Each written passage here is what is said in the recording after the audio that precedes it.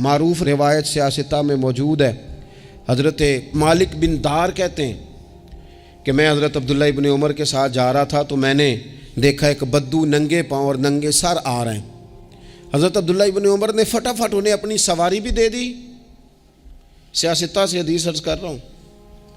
سواری بھی دے دی اور پگڑی بھی دے دی۔ فرماتے میں نے عرض کی حضرت عبداللہ ابن عمر سے کہ حضور یہ بدو ہیں گے تو تھوڑے سے نذرانے پہ بھی خوش ہو جاتے، آپ کوئی عام معمولی سا تحفہ بھی دیتے تو راضی ہو جاتے، اور آپ نے پگڑی بھی دے دی اور گھوڑا بھی دے دیا۔ حضرت عبداللہ ابن عمر کہنے لگے یہ کوئی عام آدمی نہیں، یہ میرے والد کے دوست ہیں، اور والد کے دوستوں سے محبت کرنا یہ ہمیں رسول رحمت نے سکھایا ہے،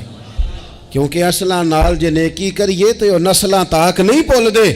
محبتوں کو قائم رکھنا، ان کو دوام دینا۔ ہمارا تو چچا کے ساتھ سلوک نہیں رہتا، توجہ نہیں رہتی۔ ہم نے اصالِ ثواب کا جو مفہوم بنا لیا ہے وہ بڑا گڑبڑ ہے۔ اگر تو کسی کے پاس بہت زیادہ پیسے ہوتے ہیں تو وہ اصالِ ثواب کی محفل ویسے ہی ایک سیاسی اجتماع بن جاتی ہے،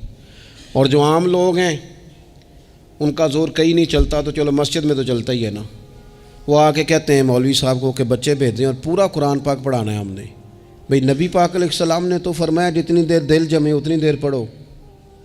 آپ نے کیوں پابند کیا پورا پڑھنے کا؟ اور پھر اللہ تبارک و تعالیٰ اگر معاف فرمانے پہ آئے،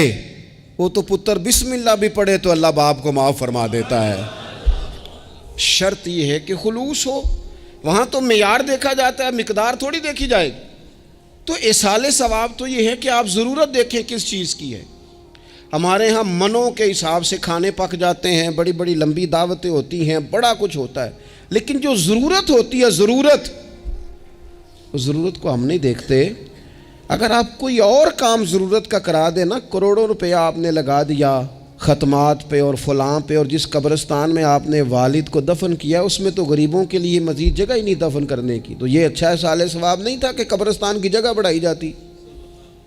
یہ اچھا اصالِ ثواب نہیں تھا کہ مسجد کا ماحول دیکھا جاتا، علاقے کے غرباء پر نظر کی جاتی؟ وہ لوگ جو بیچارے قرض کے نیچے آ کے پوری طرح دب گئے ہیں، نفسیاتی مریض ہو گئے، ان غریبوں کو دیکھا جاتا، یہ اصالِ ثواب نہیں تھا؟ آپ دیکھیے حضرت سعد رضی اللہ تعالیٰ عنہ نے حضور کی بارگاہ میں عرض کی، یا رسول اللہ صلی اللہ تعالیٰ علیہ وآلہ وسلم، میری ماں ایک غلام آزاد کرنا چاہتی تھی، اگر میں ان کی طرف سے وہ غلام آزاد کر دوں۔ موطا امام مالک میں روایت موجود ہے، اب غلام آزاد جب آپ کر دیتے تھے نا، آج کل تو غلام بکتے نہیں، لیکن ایک قسم غلامی کی آج بھی ہے، بتا دوں آپ کو، وہ جو بندہ ایڈوانس نہیں لے لیتا بیچارہ 4 لاکھ روپیہ، پھر اس کو تنخواہ بھی پوری نہیں ملتی، پھر اس کی جان بھی نہیں چھوٹتی، وہ کہیں اور جا بھی نہیں سکتا۔ بھئی آپ ایڈوانس دیں گے کسی کو، اس کو خرید تو نہیں نہ لیں گے، اس کی مجبوری تو نہیں نہ خریدیں گے، اللہ کو ناراض تو نہیں نہ کر لیں گے۔ آپ ایڈوانس دیں لیکن پھر اسے تنخواہ بھی تو اتنی دیں جتنی معاشرے میں روٹین سے ہوتی ہے۔ یا رسول اللہ اگر میں غلام آزاد کر دوں اپنی ماں کی طرف سے،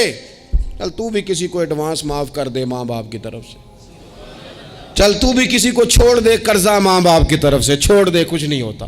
رسول کریم علیہ السلام کی بارگاہ میں عرض کی حضرت سعد نے، یا رسول اللہ صلی اللہ تعالیٰ علیہ وسلم، اگر میں اماں کی طرف سے غلام آزاد کروں تو ماں کو ثواب ملے گا؟ حضور نے فرمایا کرنا، ملے گا نا تیری ماں کو ثواب، کرنا، تم یہ اصالِ ثواب، یہ والا اصالِ ثواب کرنا۔ حضرت سعد رضی اللہ تعالیٰ عنہ نے ایک مقام پر یہ بھی عرض کیا تھا،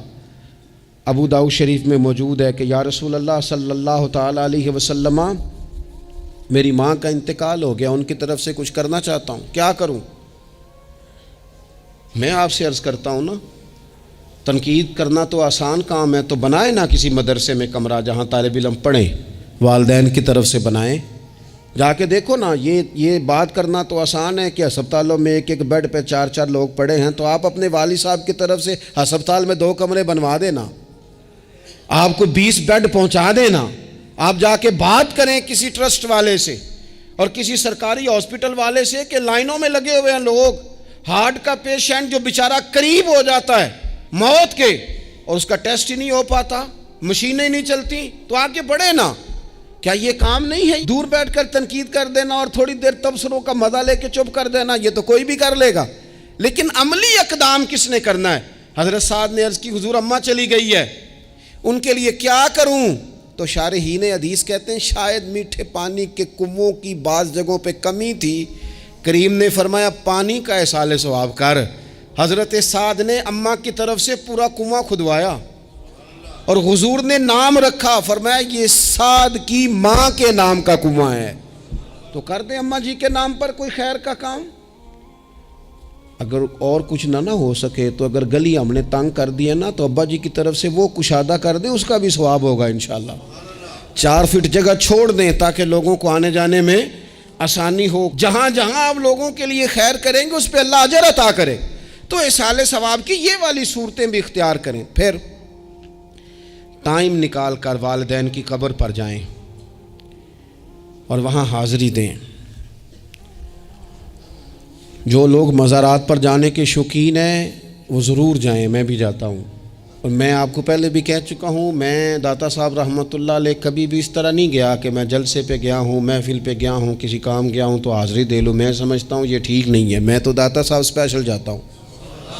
میں تو حضرت بابا صاحب بھی جب جاتا ہوں تو اسپیشل جاتا ہوں، اور میں جاتا بھی ہوں تو ان کی خدمات دینیہ کو، ان کی عظمتوں کو سلام کرنے جاتا ہوں۔ میں تو فیوزات روحانیہ کے لیے جاتا ہوں، ایز اے خاص جاتا ہوں،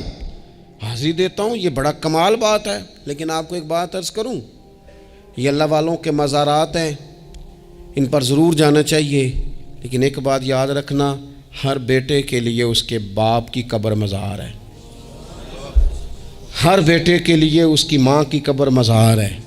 اس پر بھی حاضری دو۔ حاضری کا مزاج بناؤ، یہاں جا کر کے نا حاضری دے کے آؤ۔ میں قبرستان سے نکل رہا تھا تو ایک دوست نے مجھے کہا کہاں ہیں؟ میں نے کہا میں اپنے والد صاحب کی قبر پہ حاضری دے کے آ رہا ہوں۔ کہنے لگے ان کا مزار کہاں ہے؟ میں نے کہا وہ آپ کے لیے تو کوئی روایتی مزار نہیں ہے، وہ میرے لیے مزار ہے، کیونکہ میرے والد ہیں نا، وہ راضی ہوں گے تو رب راضی ہوگا۔ والدہ کے لیے نبی پاک نے فرمایا اس کے پیروں کے نیچے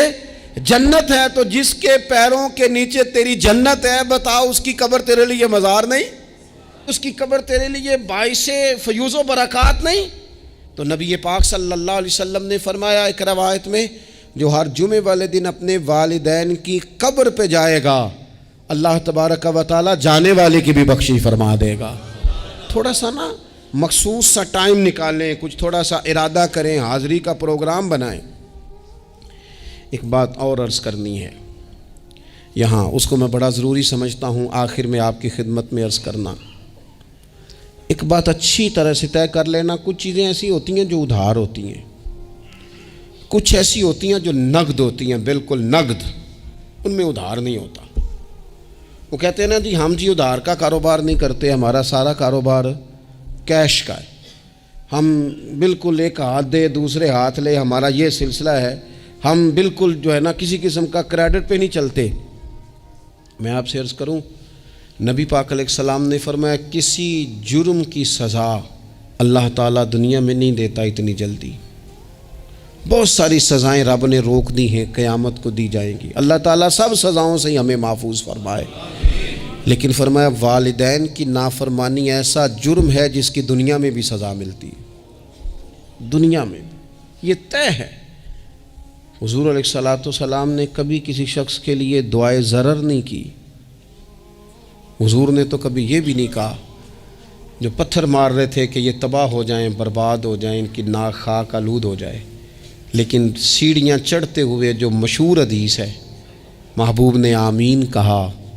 اور پھر حضرت جبریل نے جب 3 لوگ بتائے تو ان میں ایک بندہ وہ تھا، حضرت جبریل امین عرض کرنے لگے یا رسول اللہ صلی اللہ تعالیٰ علیہ وسلم، جس نے اپنے ماں باپ دونوں یا کسی ایک کو بڑھاپے میں پایا اور پھر ان کی خدمت کر کے جنت حاصل نہ کر سکا، اس کی ناک خاک آلود ہو جائے، تو حضور فرماتے ہیں میں نے بھی کہا آمین، ہو جائے، اسے ہو ہی جانا چاہیے، یہ شخص اس طرح کا ہے کہ اسے خاک آلود ہو ہی جانا چاہیے۔ کبھی بھی زندگی میں اپنے والدین، کیا ہمیں دعا سکھائی قرآن پاک نے، کہا وَقُلْ رَبِّ ارْحَمْهُمَا كَمَا رَبَّيَانِي صَغِيرًا، آپ کہیے، آپ یہ دعا کیجئے کہ اے میرے پروردگار ان دونوں پر رحم فرما